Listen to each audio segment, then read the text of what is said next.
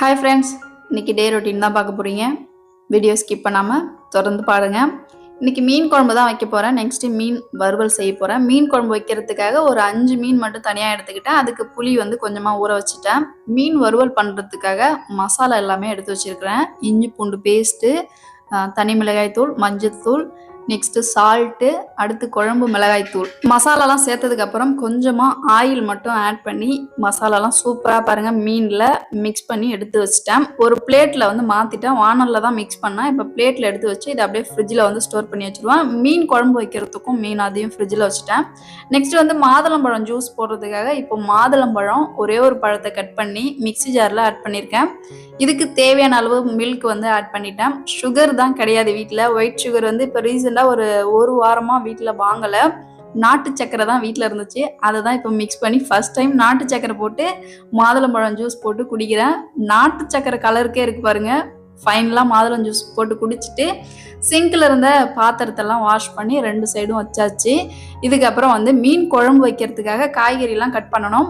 என்னென்ன காய்கறின்னு பாருங்கள். வெங்காயம், தக்காளி, பச்சை மிளகாய் ஒன்று எடுத்துருக்கேன், பூண்டு, இது எல்லாத்தையும் இப்போ வந்து கட் பண்ணி எடுத்து வச்சாச்சு. இப்போ மீன் குழம்பு வைக்கிறதுக்காக புளியும் கரைச்சி வச்சுட்டேன். இப்போ ஒரு வானலை வச்சு எண்ணெய் ஊற்றி அதில் தேவையான அளவு வெந்தயம் போட்டிருக்கேன். அடுத்து பச்சை மிளகாய், கருவேப்பிலை, பூண்டு இதெல்லாம் நல்லா வதங்கினதுக்கு அப்புறம் எடுத்து வச்சிருக்கிற வெங்காயத்தை இப்போ நல்லா வதக்கிக்கணும். எப்பவுமே கொஞ்சம் சால்ட் சேர்த்து வதக்கணும்னா கொஞ்சம் சீக்கிரம் காயெல்லாம் வதங்கிடும். நெக்ஸ்ட் வந்து தக்காளி ஆட் பண்ணி வதக்கிட்டேன். அடுத்து வந்து இதுக்கு மசாலா வந்து ரெடி பண்ண போறேன். என்னென்ன மசாலான்னு பாருங்க. மீன் குழம்பு மசாலா, அடுத்து மிளகாய் தூள். நான் வந்து மசாலாலாம் அரைச்சி இது வரைக்கும் நான் சேர்த்து மீன் குழம்பு வச்சது கிடையாது. சில பேர் வந்து மசாலா அரைச்சி குழம்பு வைப்பாங்க. அது என்னென்னு பாருங்க. தேங்காய், நச்சீரகம், பெருஞ்சீரகம், சின்ன வெங்காயம் இது எல்லாத்தையும் நல்லா வந்து அரைச்சி அது கூட கொஞ்சம் மிளகாய் தூள் ஆட் பண்ணி அரைப்பாங்க. அது அப்படியே புளி கூட கரைச்சி அப்படியே மீன் குழம்பா வைப்பாங்க. பட் நான் அப்படிலாம் பண்ண மாட்டேன். குழம்பு மிளகாய்த்தூள் இல்லைன்னா நம்ம மீன் குழம்பு மசாலா இது 2 தான் நான் ஆட் பண்ணி மீன் குழம்பு வைக்கிறது. இப்போ ஒரு வானலை வச்சு இப்போ மீன் வறுக்கிறதுக்கு ஸ்டார்ட் பண்ணியாச்சு. முதல் ஈடு இப்போ மீன் வந்து போட்டிருக்கேன். சின்ன வானலில் தான் எண்ணெய் ஊற்றிருக்கேன். எண்ணெய் வந்து கம்மியாக தான் வச்சுருக்கேன். அந்த எண்ணெய் கொண்டே எல்லா மீனையும் வறுத்துடணுங்க. அதனால எண்ணெய் வந்து கம்மியாக தான் இருக்குது. ஒரு பக்கம் மீன் குழம்பு கொதிச்சிட்டு இருக்கு, ஒரு பக்கம் மீன் வந்து வறுத்துட்டு இருக்கோம். 2 வேலையும் முடிஞ்சிச்சுன்னா குக்கிங் வேலை எனக்கு முடிஞ்சுது. ஃபர்ஸ்ட் யூனிட் வந்து மீன் வறுத்துட்டேன். 2வது யூனிட் இப்போ போட்டுக்கிட்டு இருக்கேன். இந்த மீனோட நேம் எனக்கு தெரியல, ஆனால் நல்லா இருக்கு. வறுத்து சாப்பிட்டு பார்த்தோம், சூப்பராக இருந்துச்சு. டேஸ்ட்லாம் முள்ளுலாம் அதிகமாக கிடையாது.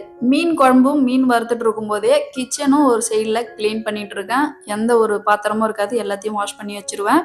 வீடு எல்லாமே ஒரு டீப் கிளீனிங்ல தான் இருக்கு. ரொம்ப நாளைக்கு அப்புறம் இன்னைக்கு தான் நம்ம வீட்டில் வந்து நான்வெஜ் எடுத்து சமைச்சிட்டு இருக்கோம். மீன் வறுத்துட்டு இருக்கோம். ஒரு சைடு மீன் குழம்பு கொதிச்சிட்டு இருக்கு. இதுக்கப்புறம் மீன் குழம்புல வந்து மீன் போட்டு இறக்க வேண்டியதான். மீன் போட்டதுக்கு அப்புறம் ஒரு 10 நிமிஷம் போல வேக வச்சு ஆஃப் பண்ணிட்டோம்னா மீன் குழம்பு ரெடி. ஃபைனலாக பாருங்க, மீன் குழம்புல மீன்லாம் ஆட் பண்ணியாச்சு. ஜஸ்ட் ஒரு 5 மீன் தான் எடுத்து வச்சிருந்தேன். மற்றது எல்லாமே நான் வந்து ஃப்ரை பண்ணிட்டேன். லாஸ்ட் யூனிட் வந்து இப்போ போடணும். ஒரே ஒரு மீன் தான் இருக்கு. அதுக்கு முன்னாடி 2 மீன் வந்து வெந்துட்டு இருக்கு. எண்ணெயும் வந்து கம்மியாக தான் நான் சொல்லியிருந்தேன். எல்லா மீனுக்கும் பக்குவமாக எண்ணெய் வந்து சரியாயிடும்னு நினைக்கிறேன். ஃபைனலாக பாருங்க, மீன் குழம்பு ரெடி. சூப்பராக வந்து இன்னைக்கு மீன் குழம்பு சூப்பராக வச்சாச்சு. நெக்ஸ்ட் வந்து மீன் வந்து கடைசி யூனிட் வந்து போட்டிருந்தேன் பாருங்க. அந்த மீன் பாருங்க, ஒரே ஒரு மீன். அந்த எண்ணெய் கொண்டே வந்து சூப்பராக எல்லா மீனையும் நம்ம வந்து வறுத்து முடிச்சாச்சு. அது எண்ணெய் மீற போகிறது இல்லை. அண்ட் ஃபைனலாக சுட சுட மீன் வறுத்து வச்சுருக்கோம் ஒரு பிளேட்டில். அடுத்து காலையில் சமைச்ச சாதம் வந்து இருக்குது பாருங்க. ஒயிட் ரைஸ் வந்து காலையில் வடிச்சது அது அப்படியே இருக்குது. அதுக்கப்புறம் சுட சுட மீன் குழம்பு ரெடி. இன்னைக்கு லஞ்சு நம்ம வீட்டில் வேற லெவல். நான்வெஜ்ல இன்னைக்கு முடிச்சாச்சு. இப்போ ஒரு பிளேட் எடுத்து சாப்பிட்றதுக்காக சாதம் போட்டு மீன் குழம்பு ஊற்றி ஒரு 2 மீன் எடுத்து வச்சு இப்போ சாப்பிட்றதுக்கும் ஸ்டார்ட் பண்ணியாச்சு. பாருங்க, சூப்பராக இருக்கு பாருங்க. சாப்பிட்டு பார்த்தா அருமையாக இருந்துச்சு. சாப்பிட்டு முடிச்சுட்டு கொஞ்சம் எடிட்டிங்லாம் இருந்துச்சு. எடிட் பண்ணி வீடியோலாம் அப்லோட் பண்ணதுக்கப்புறம் மணி 4:45 ஆயிடுச்சு. பசங்க ஸ்கூல்லேருந்து வந்துட்டாங்க. தன்ஷி வந்து தர்ஷனோட லஞ்ச் பேக் எடுத்துகிட்டு வரா. தம்பி எங்கன்னு கேட்டால் தம்பி வந்து டூர் போயிருக்கான், ஈவினிங் தான் கூட்டிகிட்டு வந்து விடுவாங்கன்னு எனக்கு போய் சொல்லிட்டா. அப்புறம் பின்னாடி பார்த்தா தம்பி உள்ளார என்ட்ரி ஆகிட்டு இருக்காரு. ஏன்னா வர லேட் ஆகிடுச்சின்னு கேட்டால் தம்பி நிறைய கதை சொல்லிட்டு இருக்கான். அக்கா வந்து வாட்டர் பாட்டிலை தூக்கி அங்கே போட்டாங்க, அதை எடுத்துகிட்டு வர்றதுக்காக நான் வந்து பொறுமையாக வந்துட்டோமா அப்படின்னு வந்து தம்பி சொல்லிட்டு இருந்தான். அப்புறம் தம்பியும் பாப்பாவும் வந்துட்டாங்க. இதுக்கப்புறம் வந்து அவங்க ட்ரெஸ் சேஞ்ச் பண்ணிவிட்டு சாப்பிட்றதுக்கு ஸ்டார்ட் பண்ணிடுவாங்க. சாப்பிட்டு முடிச்சதுக்கப்புறம் படிக்கிற வேலை, எழுதுகிற வேலை அந்த மாதிரி வந்து பசங்க படிக்க ஸ்டார்ட் ஆகிடுவாங்க. இப்போ நம்ம பசங்க ரீசெண்டாக வந்து டியூஷன்லாம் போகலை, வீட்டில் தான் இருக்காங்க. முன்னாடி டியூஷன் போயிட்டு இருந்தாங்க, பட் இப்போ டியூஷன் வந்து போகலை. அதனால் பசங்க வீட்லேயே தான் படிச்சுட்டு இருக்காங்க. பாப்பா வந்து 6th போகிறா, தம்பி 2nd. அதனால் இப்போதைக்கு டியூஷன் தேவையில்லைன்னு தோணுச்சு. அவங்க வந்து ஒரு 7th 8th மேல பார்த்துக்கலாம் அப்படின்ட்டு நான் விட்டுட்டேன். ஸ்கூல் விட்டு வந்ததுமே பசங்க என்ன பண்ணுவாங்கன்னா, அந்த லஞ்ச் கூடையில இருக்கிற லஞ்ச் பாக்ஸ் எல்லாத்தையும் எடுத்து சிங்க்ல வந்து வச்சுருவாங்க. அந்த ஒர்க் வந்து நான் பண்ணணும்னு அவசியமே கிடையாது. தன்ஷியே அந்த ஒர்க்க பண்ணிடுவா. ஏன்னா பெரிய பொண்ணானதுனால கொஞ்சம் மேடத்துக்கு பொறுப்புலாம் வந்திருக்கு. அந்த பொறுப்பான வேலையெல்லாம் பாப்பாவே பார்த்துப்பா. அங்க நிக்கிறான் பாருங்க தர்ஷன். அவன்கிட்ட இன்னும் பொறுப்புங்கிறது கிடையாது. போட்டது போட்ட இடத்துல போட்டுருவான். அத நான் தான் தேடி எடுத்து வைக்கணும். இல்லன்னா கொஞ்சம் மிரட்டுனேன்னா செய்வான். அத எடுத்து அங்க வைடா தம்பி அப்படின்னு சொல்லி மிரட்டுனேன்னா, அம்மா திட்டுறாங்க நம்ம அத போய் செஞ்சிடணும்னு அவன் வந்து செய்வான். அடுத்து லஞ்ச் டவல வந்து டஸ்ட்பின்ல வந்து அந்த சாதத்தெல்லாம் கொட்டிட்டு, இப்ப லஞ்ச் கூட எடுத்துட்டாங்க மேடம். லஞ்ச் பாக்ஸ்லாம் சிங்க்ல போட்டாச்சு. லஞ்ச் டவல எடுத்துட்டு போயிட்டு வாஷ் பண்ற இடத்துல வாஷிங் மிஷின் பக்கத்துல பாப்பா போட்டுட்டு, லஞ்ச் கூட வைக்கிற இடத்துல எப்பயுமே வந்து டைனிங் டேபிள்ல தான் லஞ்ச் கூட, நெக்ஸ்ட் வந்து பேக்லாம் இங்க தான் இருக்கும். ஏன்னா இப்போதைக்கு இங்க தான் பசங்க வந்து படிக்கிறது, எழுதுறது, சாப்பிடுறது எல்லாமே டைனிங் டேபிள்ல தான் இப்போ ஒர்க் பண்ணிட்டு இருக்காங்க. அதனால அங்கேயே பசங்க வந்து பேக் எல்லாத்தையும் வச்சிருவாங்க. இதுலேருந்து இதுக்கப்புறம் பசங்களை பார்க்கணும்னா ஒன்று புக்கும் கையுமா இருப்பாங்க, இல்லைன்னா டிவி ரிமோட்டுமா இருப்பாங்க. எந்த டைம்ல படிப்பாங்க, எந்த டைம்ல டிவி பார்க்குறாங்கன்னு நம்மளால கணிக்கவே முடியாது. நான் பார்க்குற டைம்ல சில நேரம் டிவி பார்ப்பாங்க, அடுத்த செகண்ட் ஒரு ஒரு மணி நேரம் கழிச்சு படிப்பாங்க. அது வந்து நம்ம எதுவுமே பண்ண முடியாது. ஹோம்ஒர்க் ஃபுல்லாகவே வந்து மொபைலில் வந்துடும். அதை எடுத்து பார்த்துட்டு அப்பப்போ அவங்க வந்து படிக்க ஆரம்பிச்சிருவாங்க, எழுத ஆரம்பிச்சிருவாங்க. கிச்சன் ஃபுல்லாக ஒரு டீப் கிளீனிங் பண்ணி விட்டுட்டா அவங்களுடைய லஞ்ச் பாக்ஸ் எல்லாம் வாஷ் பண்ணி வச்சுட்டு, பால் வந்து இப்போ அடுப்பில் வச்சுருக்கேன். எப்பயுமே நம்ம சாயங்காலமும் காலையிலையும் காஃபி குடிக்கிற பழக்கம் வந்து நம்ம கூடவே ஒட்டிகிட்டு இருக்கோம். அதனால இன்னைக்கு ஈவினிங் காஃபி போடுறதுக்காக பால் வந்து அடுப்பில் வச்சுட்டேன். அதுவும் அரை அரை கிளாஸ் தான், 4 பேருக்கும் ஷேர் பண்ணி அரை அரை கிளாஸ் வருதா அப்படின்னு ஷேர் பண்ணி தான் குடிக்கிற மாதிரி இருக்கும். வாங்குற 1/2 லிட்டர் பால் ஒரு நாளைக்கு 2 வேளை டீ போடணும், காஃபி போடணும், என்ன பண்ண முடியும்? 4 பேரும் அரை கிளாஸ் தான் குடிக்க முடியும். கிராமத்தில் இருக்கும்போது 1/4 லிட்டர் கிட்டத்தட்ட குடிச்சிட்டு இருந்தேன். ஏன்னா அது வந்து எங்கள் மாமியார் வீட்டில் ஓனா மாடு வந்து கண்ணு போட்டு பால் கறந்து அங்கேருந்து 1 லிட்டர் கிட்டத்தட்ட கொடுத்து விடுவாங்க. இங்கே நம்ம வாங்குறது 1/2 லிட்டர் தான்.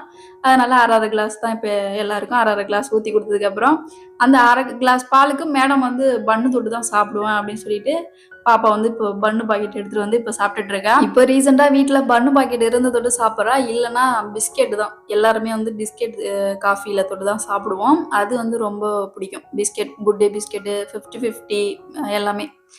அடுத்து நைட்டு பாருங்க, காஃபிலாம் குடிச்சு முடிச்சுட்டு ஒரு 7:30 மணிக்கு மேலே தம்பிக்கும் அக்காவுக்கும் சண்டை. இடையில வந்து நான் மாட்டிக்கிட்டேன். நான் தன்ஷியை காப்பாற்றணும். ஏன்னா தன்ஷி வந்து என் பின்னாடி தான் நிற்கிறா. காப்பாத்துங்கம்மா காப்பாத்துங்கம்மான்னு. நான் என்ன பண்ண முடியும்? 2 பேரும் அடிச்சுக்கிட்டு சண்டை போட்டுட்டு இருந்தாங்க. எப்படியோ 2 பேரும் சமாதானம் பண்ணி பிரித்து சமாதானப்படுத்தியாச்சுங்க. தர்ஷனுக்கு கோவம் வந்துருச்சுன்னா கண்டிப்பாக கண்ணா பையனான்னு அடிச்சிடுவான். அந்த மாதிரி அக்காவை அடிச்சிட்டான். அப்படியே சமாதானம் பண்ணி பாப்பாவை திரும்ப எழுத வச்சுட்டேன். பாயும் போட்டு விட்டேன். இதுக்கப்புறம் நீ எழுதிட்டு படுமா அப்படின்னு சொல்லிட்டு. இல்லைம்மா சாப்பிட்டுட்டு தான் படுப்பேன் அப்படின்னு சொன்னான். சரி நைட்டுக்கு டின்னரை செஞ்சு கொடுத்துடலான்ட்டு தம்பி டிவி பார்த்துட்டு இருந்தான். இப்போ நான் தோசை ஊற்றுறதுக்கு கிச்சனுக்கு வந்தாச்சுங்க. நைட்டுக்கு நம்ம வீட்டில் டின்னர் வந்து தோசை, அடுத்து காலையில் வச்ச சாதம் இருந்துச்சு, மதியம் வச்ச மீன் குழம்பு இருந்துச்சு. இதை வச்சு இன்னைக்கு நைட்டை முடிக்க போகிறேன். மாவு கொஞ்சம் தான் இருக்குது. ஆல்ரெடி ஃப்ரிட்ஜில் கொஞ்சம் சட்னி இருந்துச்சு. சட்னி வேணுறவங்க சட்னி சாப்பிட்டுன்னு அதை எடுத்து வச்சுட்டேன். மீன் குழம்பு மாவு கொஞ்சம் தான் இருந்துச்சு. ரைஸ் நான் சாப்பிட்டுக்கலாம், தோசைலாம் அவங்களுக்கு சுட்டு கொடுத்துடலான்ட்டு இப்போ அந்த மாவு கொண்டு எல்லாருக்கும் வந்து சுட்டு கொடுத்துடணும். ஹஸ்பண்டுக்கு இது சுட்டு வச்சுட்டேன். நெக்ஸ்ட்டு பாப்பாவுக்கும் தம்பிக்கும் 2 தோசைனா போதும் அவங்களுக்கு. எல்லாருக்கும் தோசைலாம் சுட்டு முடிச்சதுக்கப்புறம் பாருங்கள், தன்ஷி வந்து இப்போ சாப்பிட்றதுக்காக 2 தோசை. மேடத்துக்கு வந்து மீன் குழம்பு பிடிக்காது. அவங்க எப்பயுமே சட்னி தான் ஊற்றி சாப்பிடுவாங்க. இருந்தாலும் இன்றைக்கி லைட்டாக ஊற்றுறாங்க. இல்லை நான் சாப்பிட்டு பார்க்குறேம்மா, தோசைக்கு ரைஸுக்கு தானே எனக்கு பிடிக்காது, தோசைக்கு பிடிக்கும் அப்படின்னு சொல்லி மீன் குழம்பு கொஞ்சம், சட்னி கொஞ்சம் இப்போ ஊற்றி எடுத்துகிட்டு மேடம் சாப்பிட கிளம்பிட்டாங்க. கிச்சன் பாருங்கள் ஃபுல்லாக டீப் கிளீனிங் பண்ணியாச்சுங்க. இப்போ நைட்டு தூங்குறதுக்கு வந்தாச்சு. இந்த டே இப்படி தான் இருந்துச்சு. இந்த டே பற்றி நீங்கள் என்ன நினைக்கிறீங்கன்னு மறக்காமல் கமெண்ட்டில் சொல்லிடுங்க. நீங்கள் என்னோட சேனல் ஃபஸ்ட் டைம் பார்க்குறீங்கன்னா மறக்காமல் சேனலை சப்ஸ்கிரைப் பண்ணிக்கோங்க. அடுத்த விளாகில் சந்திக்கலாம். பாய்.